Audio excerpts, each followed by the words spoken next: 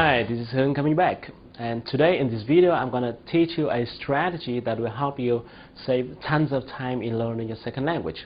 It will bring you a bigger picture about your learning process and help you realize where you're stuck in and what you need to do to make a really powerful leap. Now, most language learners go through a learning curve like this. Let me draw it for you. So here is time, and here is the level. You would feel dramatic change when you just start learning from the beginning level. Okay? If you didn't notice this fact, it's probably because it's been too long ago. You started learning English for so long that you didn't remember how quick your improvement was at that moment. So normally when you just started to learn the very first words, you would feel like you're improving very quickly. And after a certain period of time, maybe 3 or 4 months, you study continuously, or maybe longer, it depends. You reach some point between the pre-intermediate or intermediate level. If you are not familiar with these types of level, just think about them as the B or C level in Vietnamese scale that we talk about every day. At this stage, you would probably be able to speak some simple sentences and will be able to understand a little bit when a native speaker says some greetings. But you'll almost have no clue when he speaks at his normal speed. And then, now you'd feel like you stop improving. You'll feel like you stop improving. As the stage lasts for a certain period of time, most language learners will be discouraged and give up.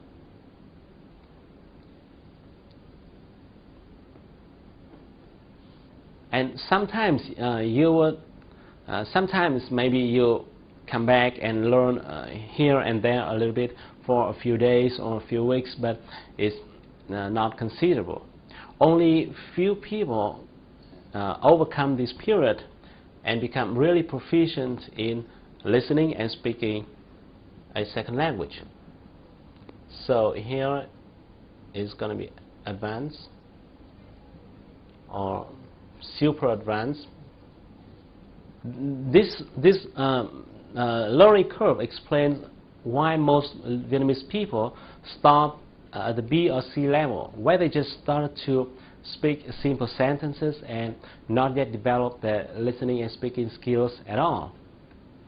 If you are in this situation, in the coming part of this video, I'm going to share with you a strategy that will help you save tons amount of time in struggling with your second language without significant results. And there's an interesting thing here in which when I was studying people's learning processes, I found that most people who have already mastered their listening and speaking skills unconsciously apply this strategy. They're just unaware of it.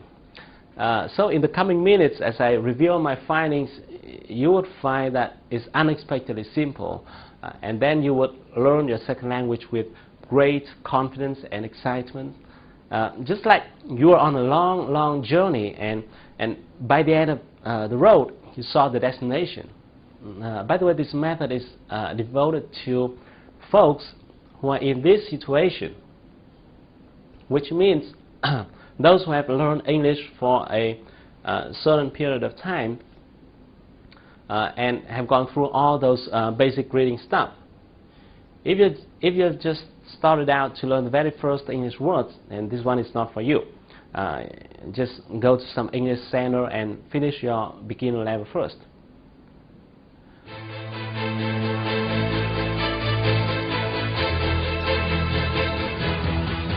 So how does this strategy actually look like? In your daily conversation, you'll be touching various topics. To give you a snapshot, let's take a look at this category list. If you look at this, you'll find that there are many different topics such as sport and finance and fashion, business, entertainment, healthcare, government, and so on. And within each topic, there are some smaller subtopics inside. Now, if I draw a circle to illustrate a topic, then in terms of linguistics, there will be three main parts. The first part is what I call CRW, which stands for category-related words. It contains the words that are frequently used within a certain topic. For example, if you're talking about finance, then the category-related words of the topic finance would be like bank, account, debt, and loan, and so on, right? The second part is what I call the CWP, which stands for calm words and phrases. These are words and phrases that are used with the same high frequency within just any topic. For example, I and you, to do, to go, like, can, could, and all those common words. And the third part is what I call the CSG, which stands for common structures and phrases. That means the way words are put together to create meaningful sentences. As you change the topic, then this part will change. But the other two parts remain unchanged no matter what topic you're talking about, right?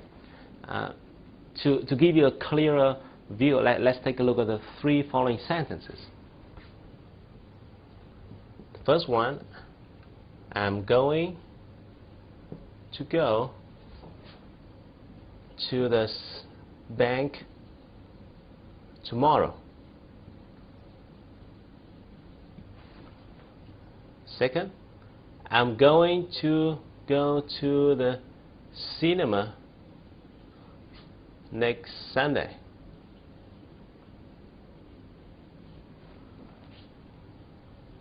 The third one, I'm going to start an entrepreneur next month. Okay.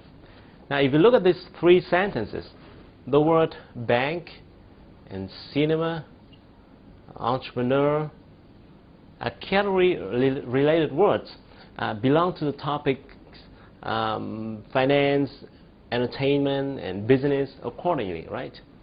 And these words will change as you change the topic.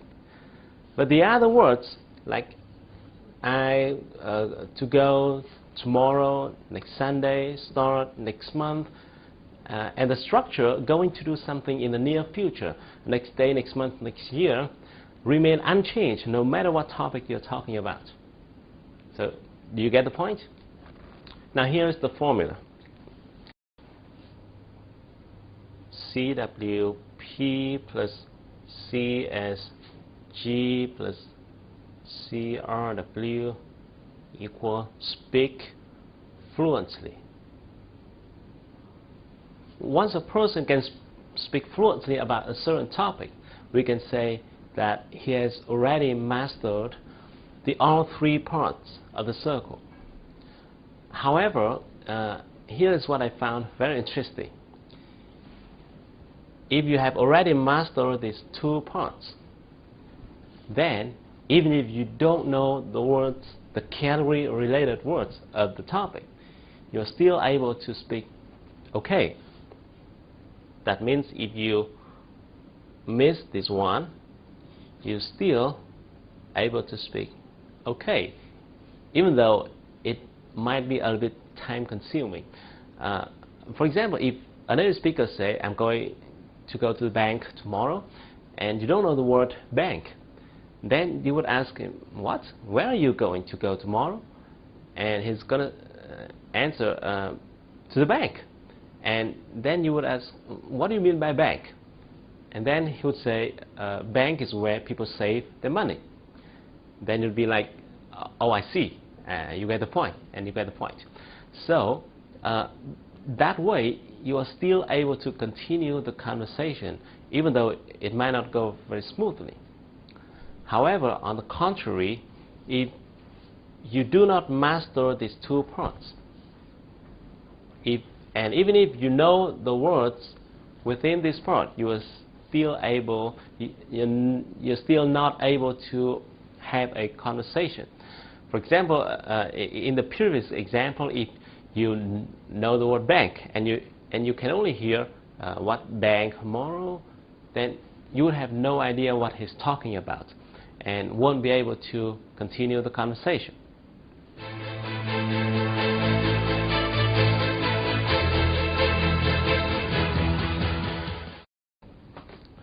That's why I call these two parts the core zone, that you've got to master if you want to speak English fluently. The mistake that most language learners make, and I did make this mistake before when we were studying English, is that we scatter our efforts on too many different topics. So we learn a little bit here, a little bit here, a little bit here, and so and so. And doing that way, we may end up with learning quite a lot of vocabulary in many different topics, but we may not yet master this core zone. Even though you may have learned it, but not yet really mastered it, so you can really use it. And this could be the reason why you may have learned English for a long period of time, but and know quite a lot of words, but so far you can't hear or speak fluently about any topic yet. I think it's not a fault, but it's because when we follow those English textbooks, we have been familiar with reading a bit of story about a new topic today, and then listening to a news about another topic tomorrow, and then practicing about a totally new different topic another day. I also know many people use materials from international tests like IELTS or TOEFL, in which there are many different reading and listening parts about various topics in the world. And doing that way is not really efficient.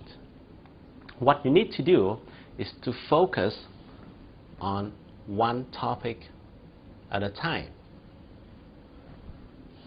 Just focus on a single topic at a time until you master it.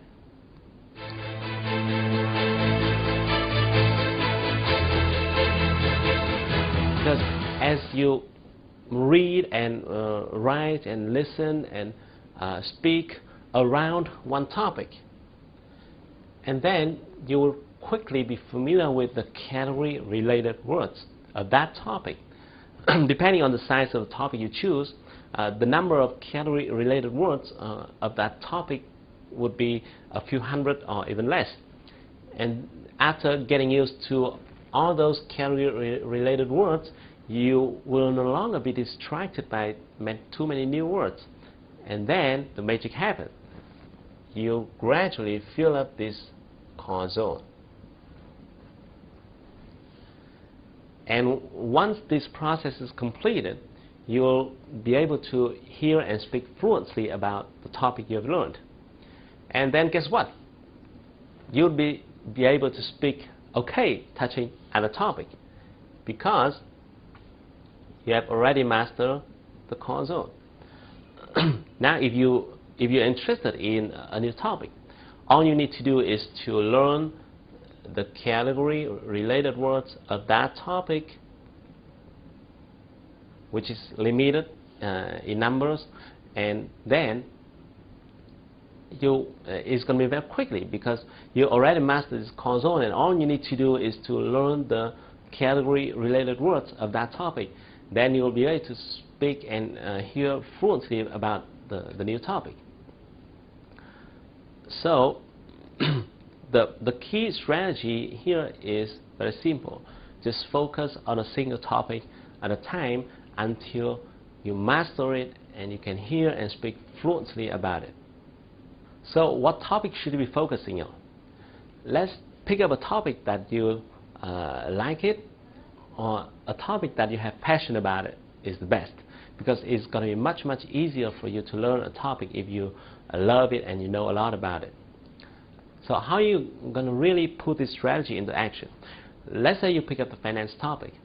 Start reading finance and accounting textbooks, read and listen to financial reports and news, join finance forums spoken in English, try writing financial reports yourself, try doing presentation about finance topics.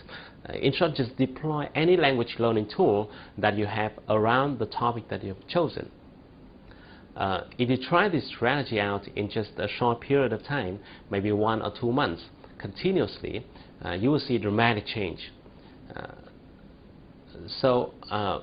Okay, maybe what I've been explaining in this video is kind of rambling, because I have a tendency of going into the root cause of the problem. But what you need to do is very simple. Just pick up a topic that you love and you know a lot about. Focus on a topic with all the language learning tools you have until you master it and be able to hear and speak fluently about it. So don't worry too much, just pick up one and get started. Okay, I hope you like this video and hope to see you soon. But until then, take action and do something, because if you want to shine tomorrow, you've got to sparkle today.